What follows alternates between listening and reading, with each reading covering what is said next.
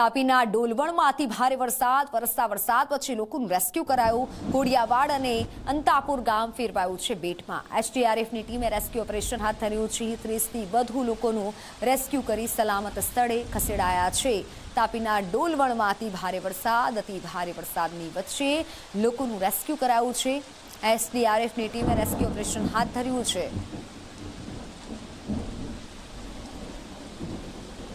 ડોલવણ તાલુકામાં જે રીતે વરસાદ પડ્યો છે, વરસાદના કારણે જે નીચાણવાળા વિસ્તારોમાં પાણી ભરાયા છે, જ્યારે એસડીઆરએફની ટીમને કોલ મળતા હાલ આપણે અંતાપુર ગામે આવેલા નીચલા ફળિયામાં છે, જ્યાં કેટલાક લોકો ફસાયા હતા। ત્યારે તંત્ર દ્વારા જાતે એ ઘટના સ્થળે પહોંચીને જે 5 જેટલા પરિવારના 21 જેટલા લોકો ત્યાં ફસાયા હતા તેને એસડીઆરએફની ટીમ દ્વારા હાલ રેસ્ક્યુ કરીને બહાર કાઢી લેવામાં આવ્યા છે।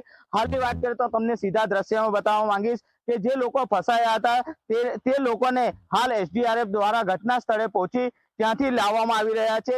સીધા દ્રશ્યમાં જોઈ શકાય છે કે એસડીઆરએફની ટીમ હાલ જે 5 જેટલા પરિવારના 21 લોકો જેટલા ફસાયા હતા તેઓને હાલ સહી સલામત ત્યાંથી પોતાના બહાર કાઢવામાં આવી રહ્યા છે।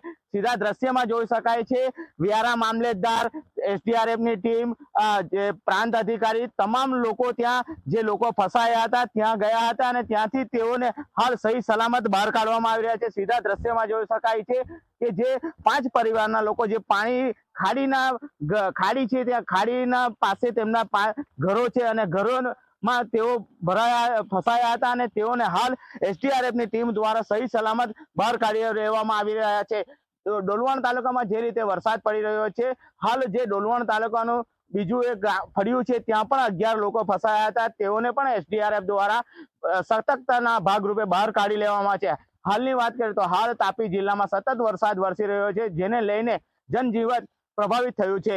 નરેન્દ્ર ભુવે, ચિત્રા, જી મીડિયા, તાપી।